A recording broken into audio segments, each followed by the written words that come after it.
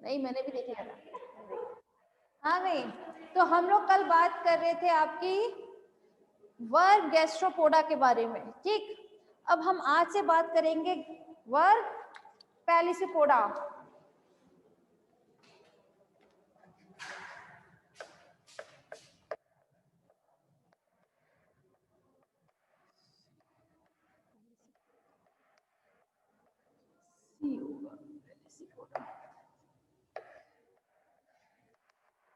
पैलिसोपोडा, अब देखिए यहाँ मैंने कल भी बताया था कि जो गैस्ट्रोपोड होते हैं, ठीक है, गैस्ट्रोपोडा एंड पैलिसोपोडा, इन दोनों में मेनली डिफरेंस क्या रहता है क्लास? इन दोनों में ही सिर्फ कवच को लेकर डिफरेंस रहेगा। कवच समझते हैं ना भाई, मॉलस्क का वो तो की कैरेक्टर होता है प्रवार और कवच का पाया जाना। तो इसमें जो कवच होता है, अगर हम बात करें पहले गैस्ट्रोपोडा के बारे में, तो वो सिर्फ एक सिंगुलर कवच होता है। जैसे मैंने एग्जाम्पल दिया था आप लोगों को, आपके घर में रखे हुए शंख, एग्जाम्पल दिया था, सभी लोगों ने देखे हैं भाई, घरों में सबके में होते हैं शंख। तो वो गैस्ट्रोपोडा का सदस्य है, उसमें से एनिमल निकल जाता है तो आप उसको एज अ शंख यूज कर लेते हैं घर में पूजा में। लेकिन जब हम बात करते हैं वर्ग पैलिसोपोडा के बारे में, तो पैलिसोपोडा में कितने होते हैं? इसे हम जानते हैं बाइवॉल्व्ड के नाम से, बता देते हैं इसका हिंदी रूपांतरण, मतलब दो कपाट उपस्थित होते हैं। ये इसका की कैरेक्टर है, पैलिसोपोडा का की कैरेक्टर क्या है? इसमें द्विकपाट उपस्थित होते हैं। द्विकपाट मतलब जो कवच है उसमें क्या पाए जाएंगे? दो कपाट, एक ये और एक ये, ठीक है ना। तो द्विकपाट होते हैं। जैसे मैंने एग्जाम्पल दिया था ओएस्टर का, ओएस्टर मतलब जिसमें आपके पर्ल मोती बनते हैं, ठीक है ना। तो जो मोती बनते हैं वो, उसमें जो सीप होते हैं वो किसमें आते हैं? वर्ग पैलिसोपोडा में आएंगे, ठीक। चलिए इसके कैरेक्टर्स देख लेते हैं क्लास।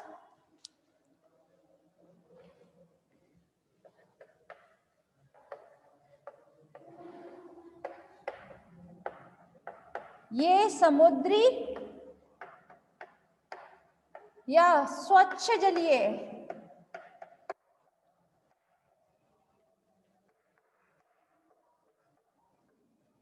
ठीक है, ये समुद्री होंगे या फिर स्वच्छ जलीय, दोनों ही प्रकार के हो सकते हैं। कपाट तो बताइए, दो कपाट उपस्थित होंगे इसमें। श्वसन जो है वो किसके द्वारा होता है? गिल्स के द्वारा होगा, ठीक है। और ये अधिकतर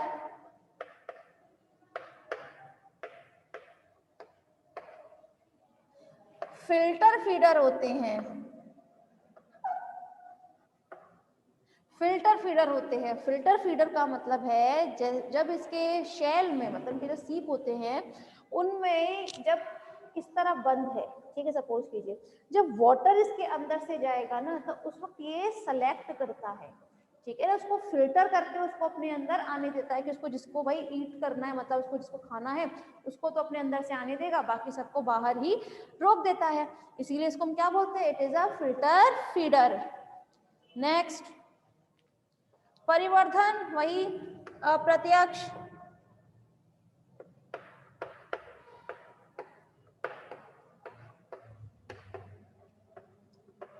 अप्रत्यक्ष मतलब इसमें लार्वा अवस्था पाई जाएगी। अगर लार्वा अवस्था है भाई तो इसके जो लार्वा होते हैं उन्हें हम कहते हैं वेलिजर। किस नाम से जानते हैं? वेलिजर के नाम से जानते हैं इनके लार्वा को, ठीक है। चलिए इसका डायरेक्ट आप वो देख लेते हैं एग्जाम्पल, उदाहरण,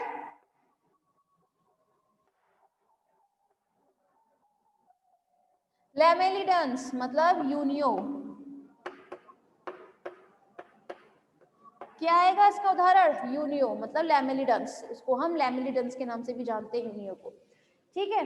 तो यहाँ पर बात रहा आपका फिफ्थ वर्ग, भाई टोटल 6 बताए थे ना, तो यहाँ पर बात हो गई है पैलिसोपोडा के बारे में। अब बात करते हैं अपने नेक्स्ट वर्ग,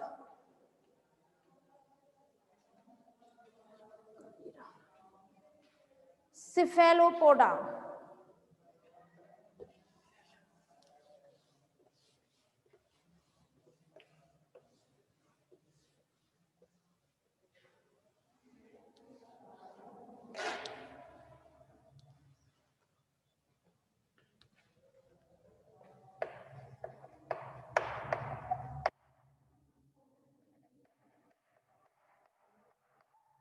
देखिए क्लास, अगर हम बात करते हैं सिफेलोपोडा के बारे में, तो सिफेलोपोडा में जो जंतु आते हैं, मतलब इसके जो सदस्य हैं उसमें कवच, ठीक है, हम लोग जनरली क्या पढ़ते हैं, मोलस्क में कवच पाया जाता है ना।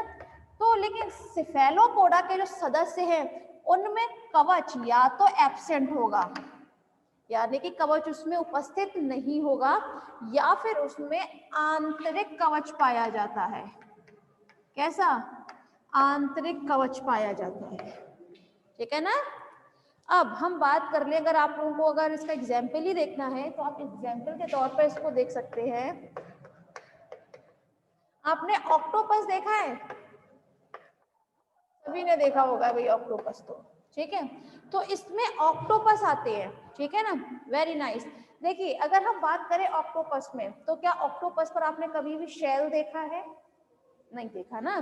तो बस अब ऑक्टोपस को ही दिमाग में रखकर इसके कुछ कैरेक्टर्स देखते हैं। इसमें आने वाले सभी सदस्य जो होंगे ना, वो सभी समुद्री होते हैं। कैसे होते हैं? समुद्री होते हैं।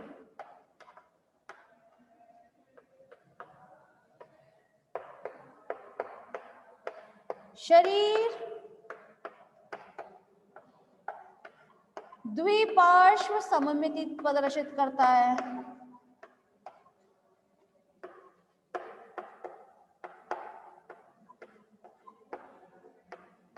पता है ना, आप लोग अगर ऑक्टोपस को बीच में से काटेंगे तो यस, एक अक्ष से आप बराबर उसको सममिति में बांट सकते हैं, तो इसलिए उसमें कौन सी सममिति होगी? द्विपार्श्व सममिति प्रदर्शित करते हैं ये। इनका परिसंचरण तंत्र जो होता है वो बंद प्रकार का रहेगा, लेकिन हम परिसंचरण तंत्र के बारे में बात ना करके श्वसन के बारे में बात कर लेते हैं। श्वसन जो है वो होता है गिल्स से, ठीक।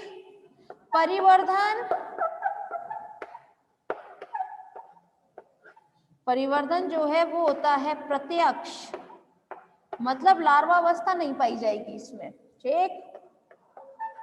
इनमें सिर जो होता है वो स्पष्ट होता है, स्पष्ट व बड़ा, ठीक है, तथा इसके सिर के चारों ओर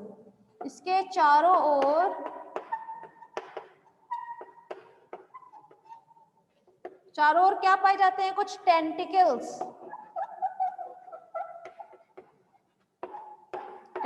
पाए जाते हैं ना। सभी ने ऑक्टोपस में देखा होगा, उसमें आर्म्स प्रेजेंट जो रहती हैं, that is the tentacles. It means स्पर्शक। इसमें कितने? और स्पर्शक भी 6 से 8 होते हैं, ठीक है ना। और इसमें और भी आप एग्जाम्पल जितने भी देखेंगे क्लास, तो जैसे नॉटिलस हुआ, ठीक है, उन सभी में क्या चीज उपस्थित रहते हैं? उन सभी में आपके सिर स्पष्ट रहेगा, ठीक है। खैर, ऑक्टोपस को हम और किस नाम से जानते हैं? डेविल फिश के नाम से जानते हैं।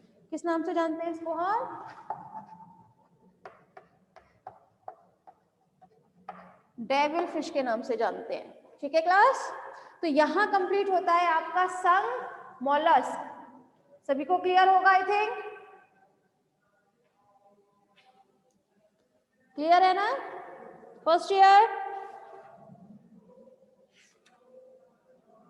Yes, clear, good. भाई और भी स्टूडेंट्स आप लोग रिप्लाई दे दिया करें मुझे। रोहन, गुड।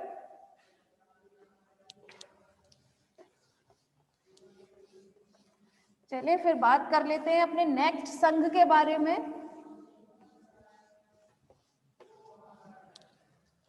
नेक्स्ट संघ जो है वो है इकाइनोडर्मेटा।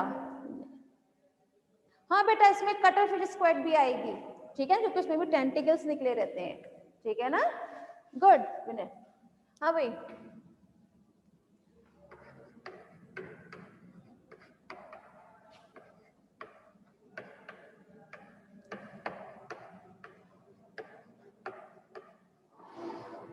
इकाइनोडर्मेटा, ठीक है।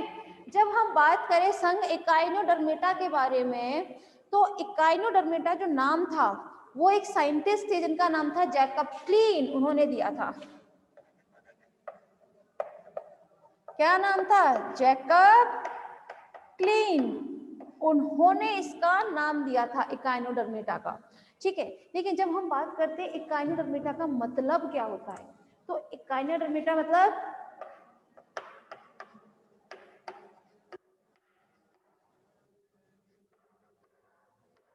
ठीक है।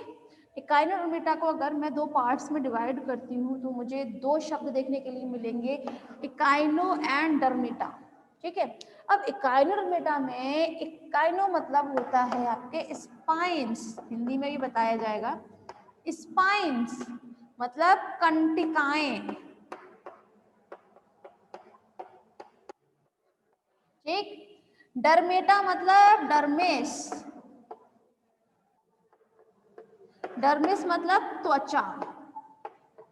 तो अगर मैं ये कहूँ इसकी त्वचा पर, भाई ऐसे एनिमल्स जिनकी त्वचा पर कंटिकाएं पाई जाती हैं उन सभी को हम इकाइनोडर्मेटा में रखते हैं, ठीक है। एक बार फिर समझिएगा क्लास, जब हम बात करते हैं इकाइनोडर्मेटा, तो इकाइनोडर्मेटा टर्म जो था वो किसने दिया था? एक साइंटिस्ट थे जिनका नाम था जैकब क्लीन, उन्होंने दिया था। लेकिन जब हम बात करते हैं इकाइनोडर्मेटा का मतलब क्या होता है, इसके की कैरेक्टर क्या है, ठीक है ना। की कैरेक्टर तो जनरली हम लोग देखते हैं तो वाटर वेस्कुलर सिस्टम देखने के लिए मिलता है, ठीक है। लेकिन अगर इसका मतलब हम देखें इकाइनोडर्मेटा का मतलब क्या है, तो इकाइनो एंड डर्मेटा, इकाइनो मतलब होता है स्पाइंस, कंटिकाएं, कांटेनुमा संरचना, ठीक है ना। स्पाइन मतलब कांटेनुमा संरचना इसमें रहती है और कहाँ प्रेजेंट रहेगी? इसकी त्वचा पर, ठीक। तो इकाइनोडर्मेटा में आने वाले सभी सदस्यों की जो त्वचा होगी, मतलब बाहरी त्वचा, ठीक है, उस पर क्या पाई जाती है? कुछ कंटिकाएं पाई जाएंगी, ठीक है। देखिए यहाँ तो बात रही हाँ बिल्कुल सही बात है, गुड। देखिए आप लोग जब भी बात करें इकाइनोडर्मेटा के बारे में तो दिमाग में एक चीज आनी चाहिए, वो है स्टारफिश, ठीक है। जब आप स्टार फिश को अपने दिमाग में रख के इसके कैरेक्टर्स पढ़ेंगे ना तो आप बहुत शानदार तरीके से इसको स्टडी कर सकते हैं। तो इकाइनोडर्मेटा में हम अगर स्टडी करना चाहें तो किसकी करेंगे? Star fish. स्टार फिश को हम और किस नाम से जानते हैं? एस्टीरियाज के नाम से जानेंगे, ठीक है। तो चलें फिर इसके कुछ लक्षण देख लेते हैं।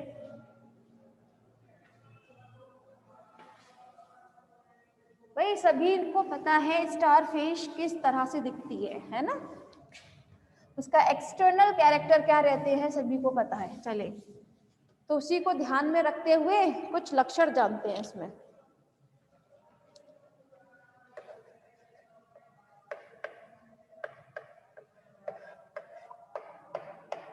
देखिए पहली बात तो ये, इसमें जो जंतु आते हैं वो सभी कैसे होंगे? मैराइन मतलब समुद्री,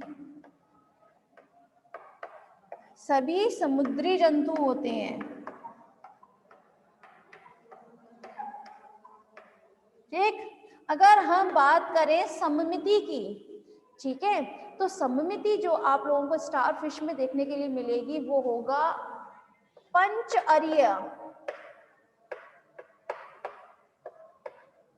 पंच अरीय सममिति। भाई जाहिर सी बात है पंच अरीय मतलब इसमें स्टार फिश में कितनी आर्म्स होती हैं? 5 आर्म्स। तो उन 5 आर्म्स को हम इजीली कितने उसमें वो कर सकते हैं? इसमें जो सममिति होगी वो पंच अरीय मानी जाएगी। कौन सी होगी? इसमें पंच अरीय होगी, ठीक है। अगर हम इनके शरीर की बात करते हैं तो इनका शरीर ट्रिप्लोब्लास्टिक होगा, ऑब्वियसली सी बात है ना। इतने टाइम से हम जितने भी एनिमल स्टडी कर रहे हैं वो कैसे होते हैं? ट्रिप्लोब्लास्टिक मतलब त्रिकोरकीय, 3 जनन स्तर पाए जाएंगे, एक्टो, एंडो एंड मीसो। ठीक, वहीं अगर हम बात करें इसकी देह गुहा की, ठीक है, तो इसमें देह गुहा जो होती है वो होती है आंत्रगुहीय। कैसी होती है? आंत्रगुहीय। अब क्वेश्चन यहाँ पर थोड़ी देर रुकते हैं हम। आंत्रगुहीय का मतलब क्या है क्लास? अगर मैं इंग्लिश में बोलूँ तो एंटेरोसीलस टाइप की होती है। एंटेरोसीलस मतलब किसी को पता है आप में से? हाँ भाई बताएं जरा, किसी को पता है? यस या नो में जवाब देगा। नो, ठीक है। देखें, आप लोगों को जब मैंने सीलोम के बारे में बताया था तो 2 टाइप के सीलोम का उत्पत्ति बताई थी, है ना। देह गुहा की उत्पत्ति में मैंने 2 टाइप की बताई थी, जिसमें एक तो शाइजोसीलोम थी एंड दूसरा एंटेरोसीलोम थी, है ना। तो अगर ऐसी सीलोम मतलब ऐसी देह गुहा जिसकी उत्पत्ति आंत्र गुहा से होती हो, एंटेरोसील से होती हो, ठीक है, मतलब ऐसी देह गुहा को हम इंग्लिश में क्या बोलते हैं? सीलोम। तो ऐसी आपकी देह गुहा जिसकी उत्पत्ति आंत्र गुहा से होती हो, तो उस प्रकार की जो देह गुहा होती है उसे हम बोलते हैं आंत्रगुहीय। क्या बोलते हैं? आंत्रगुहीय। अभी मैंने बताया कि ये कैसे होते हैं? ट्रिप्लोब्लास्टिक होते हैं, ठीक है। अब ट्रिप्लोब्लास्टिक है तो इसमें क्या प्रेजेंट होगी? सीलोम भी प्रेजेंट होगी। तो चलिए बात कर लेते हैं। आंत्रगुहीय का मतलब समझिएगा फर्स्ट ईयर, ये है आपकी ectoderm and this is a endoderm, ठीक है। जब हम बात करें इसमें एक्टोडर्म एंडोडर्म, इसमें ये जो आपकी एक्टोडर्म होती है, मतलब ये जो एंडोडर्म है, इसमें कुछ पाउचेस लाइक स्ट्रक्चर बनते हैं। क्या बनते हैं? Pouches like structure. जैसे शाइजोसीलोम में तो 4D सेल्स बनती थी ना, टीलोब्लास्ट जिन्हें हम बोलते थे। तो यहाँ पर पाउचेस लाइक स्ट्रक्चर बोलेंगे। पाउच समझते हैं ना सभी? तो पाउच के जैसी कुछ संरचना बनती है इसमें। कहाँ पर? ये आपका एंडोडर्म है, ठीक है। तो एंडोडर्म में से कुछ पाउच जैसी संरचना देखने को मिलेगी दोनों तरफ जो उपस्थित है, ठीक। अब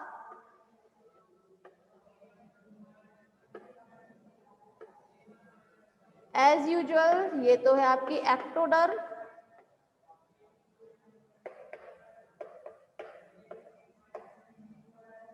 ठीक, ये एंडोडर्म। अब इसमें से ये जो पाउच लाइक स्ट्रक्चर होते हैं ये अपने साइज में इंक्रीज कर जाते हैं लाइक दिस, ठीक। लेकिन अगर आप याद करें शाइजोसील को, तो शाइजोसील में ये जो आपके बनते थे 4D सेल्स, इसमें विपाटन की प्रक्रिया होती, मतलब कटी फटी कोशिकाओं बनती थी, है ना। लेकिन इसमें ऐसा कुछ भी नहीं है। तो यहाँ पर ये जो पाउचेज हैं ये अपने आकार में बढ़ जाते हैं, ठीक है। और आकार में बढ़ने के बाद ये क्या करते हैं? एंडोडर्म से, दिख रहा है ना ये, तो एंडोडर्म से अलग हो जाएंगे ये, ठीक। और एंडोडर्म से अलग होने के बाद तीसरा जनन स्तर बना लेते हैं इस तरह से, ठीक है। ये हो गई आपकी एक्टोडर्म, एंडोडर्म एंड मीसोडर्म, ठीक। और यहाँ पर क्या उपस्थित है आपकी? ये है आपकी देह गुहा, सीलोम, ठीक है।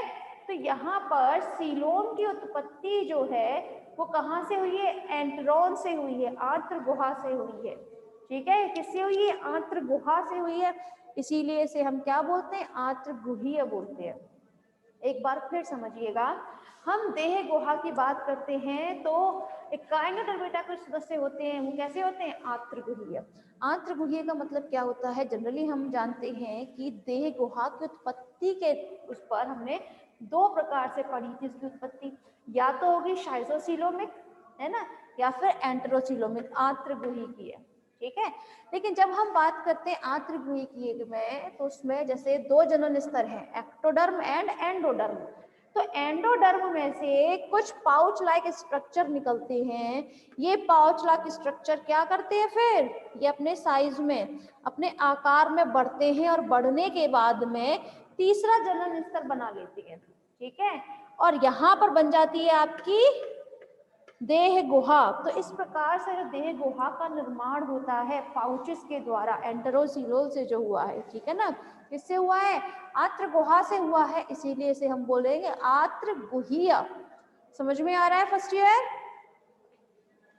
क्लियर हो रहा है बेटा? First year? Yes, good good, clear, good. चलें फिर, यहां बात रही आपकी आंत्र गुहिकीय से संबंधित, ठीक है।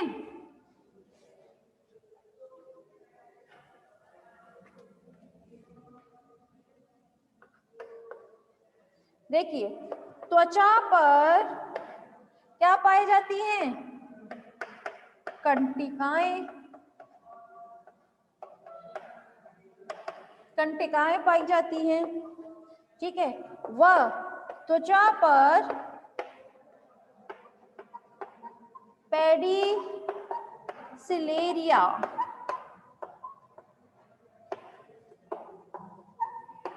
पेडिसिलेरिया पाई जाती है, ठीक है। अब थोड़ा सा समझिएगा पेडिसिलेरिया का मतलब क्या होता है क्लास। ये पेडिसिलेरिया जो टर्म है ये एक्चुअली आपके जो स्टारफिश होती है, ठीक है, इसकी त्वचा पर पाए जाते हैं पेडिसिलेरिया। इसकी जो बाहर त्वचा होती है ना बाहर की, यहाँ पर प्रेजेंट रहती है पेडिसिलेरिया। ये कुछ कैंची लाइक स्ट्रक्चर होते हैं, कैंची होती है उसके जैसे स्ट्रक्चर होते हैं, संरचना कैंची जैसी होगी। और इसका जनरली काम क्या होता है, जैसे आपको बताया है ये सभी कैसे हैं, समुद्री हैं। तो समुद्र में रहने के बाद इसके शरीर पर एल्गी वगैरह लग जाती है कभी, मतलब कोई भी गंदगी लग सकती है। तो ये अपने शरीर पर से उस गंदगी को हटाने के लिए उस कैंची जैसी संरचना को यूज करता है, ठीक है। और कैंची जैसी संरचना जो है इसको हम बोलते हैं पेडिसिलेरिया, ठीक है। तो इस पर क्या उपस्थित होते हैं, पेडिसिलेरिया। पेडिसिलेरिया की संरचना कैसी होती है, कैंची जैसी होती है। और उसका काम क्या होता है, एक तो होगा उसका सुरक्षा करना और दूसरा उसके शरीर की सफाई करना। इसके शरीर पर जो गंदगी लग जाती है, हाँ बेटा बिल्कुल सही, ठीक है, तो उस पर क्या लग जाती है गंदगी, तो उसको साफ करने का भी काम कौन करता है, पेडिसिलेरिया ही करता है, ठीक है, क्लियर। चले आगे चलते हैं फिर हम। इसमें सिर, हेड, आप कहीं भी देख सकते हैं इसमें हेड है क्या, तो नहीं। तो इसमें सिर जो है वो अनुपस्थित होता है,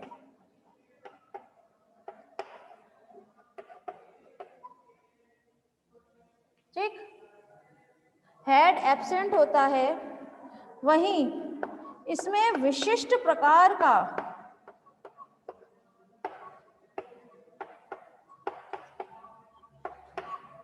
जल संवहनी तंत्र पाया जाता है,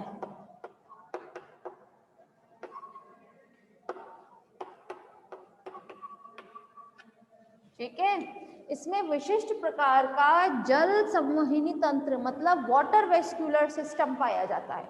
क्या पाया जाता है, खाना कैसे खाता है फिर, अच्छा बेटा खाना भी खाएगा ना तो ये वाटर वेस्कुलर सिस्टम की वजह से ही खाता है। ये जल संवहनी तंत्र होते हैं ना, इसी के माध्यम से इसके शरीर में प्रवेश करते हैं इसके खाने। जैसे ये आपका कोई भी स्टारफिश है, ठीक है, इसके यहाँ पर एक संरचना उपस्थित होती है, जैसे हम बोलते हैं मैड्रिपोराइट। क्या बोलते हैं, मैड्रिपोराइट बोलते हैं। अब ये मैड्रिपोराइट के द्वारा इसमें क्या जाता है, इसमें जल जाता है, ठीक है, जल जो है इस मैड्रिपोराइट के थ्रू जाएगा।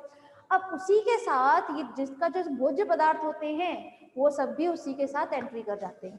यहाँ तो बात रही नॉर्मल, लेकिन जो हम बात करें जल संवहनी तंत्र, ये जल संवहनी तंत्र बहुत विशेष प्रकार का होता है और ये इसका की कैरेक्टर होता है।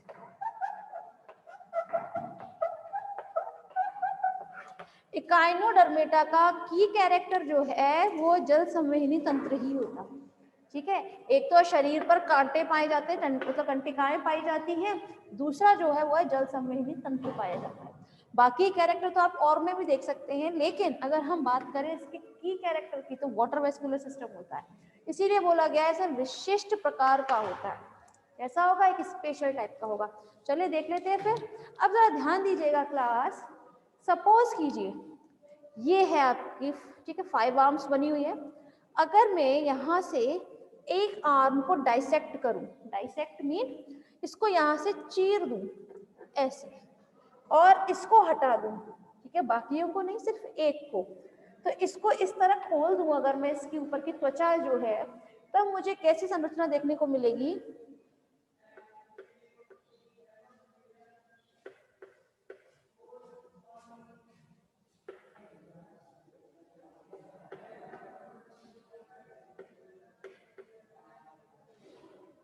ठीक है, इस तरह की संरचना मुझे देखने के लिए मिलेगी। किसमें? वाटर वेस्कुलर सिस्टम में।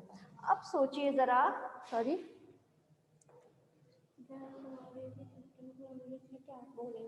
वाटर वेस्कुलर सिस्टम, वही तो बता रही हूँ बेटा मैं, इसको हम इंग्लिश में बोलते हैं वाटर वेस्कुलर सिस्टम। ठीक है, ओके। हाँ, देखें, अब मैं बात कर रही थी, ये जो आप स्ट्रक्चर देख रहे हैं, मैंने जस्ट इसी वाले पार्ट की सिर्फ क्या किया था, यहाँ से कट लगाया था और इसकी दोनों त्वचा को इस तरह से खोल कर रख दिया। ठीक है, अब सपोज कीजिए अगर मैं इस पूरे को डाइसेक्ट कर देती हूँ, ठीक है, तो मुझे क्या संरचना देखने के लिए मिलेगी? ये इसी टाइप की संरचना पूरे इस स्टारफिश में फैली रहती है। ठीक है, इसमें रहती है, इसी प्रकार की संरचना जो है पूरे इसमें फैली रहेगी। तो इसमें वाटर वेस्कुलर सिस्टम जो है वो इसी से मिलकर बना होता है। ठीक है, जैसे वाटर किस में से जाएगा? इस मैड्रीपोराइट में से जाएगा। मैड्रीपोराइट के बाद ये यहाँ पे कैनाल्स रहती हैं कुछ। ठीक है, ये कैनाल्स, अगर मैं देखो इस वाले पोर्शन को दिखाऊं यहाँ पर, तो आपको कुछ इस टाइप की संरचना देखने को मिलेगी। ठीक है, सिर्फ एक उठाइए यहाँ से और इसको बड़ा रूप दिखा दिया, तो ये संरचना जो है हमें कुछ इस टाइप को देखने को मिलेगी। ये एक्चुअली इसके ट्यूब फीट बनाती है। क्या बनाती है? ट्यूब फीट, जो इसके गमन में मदद करता है। ये संरचना है ना, ये ट्यूब फीट बनाती है। ठीक है, जो इसे किसमें मदद करेगा? गमन में। गमन के लिए भी इसमें पानी का जाना आवश्यक है। जब तक पानी नहीं जाएगा इसके अंदर मैड्रीपोराइट से होते हुए, तब तक ये गमन नहीं करेगा। ठीक है, तो इसमें विशिष्ट प्रकार का क्या पाया जाता है? जल संवहनी तंत्र पाया जाएगा। नेक्स्ट, गमन सीखना हो तो बता दीजिएगा। गमन जो है वो नालपात के द्वारा होते हैं। किसके द्वारा होते हैं? नालपात। नालपात को इंग्लिश में बोलते हैं ट्यूब फीट। ठीक है, इसमें जो गमन होता है वो किसके द्वारा होता है? ट्यूब फीट के द्वारा होता है। ये संरचना आप देख रहे हैं ना, ये ट्यूब फीट की, ठीक है, इसके द्वारा होगा। तो क्लास आप लोगों को समझ में आ रहे हैं कैरेक्टर्स? इकाई नंबर मिटा के भाई, क्लियर है ना सभी को? ये फिर इनको रफ करते हैं। Yes, good. ठीक है, फिर क्लास आप लोग एक बार रिजॉइन कर लीजिए, इसके बाद फिर बात करते हैं। Yes, good.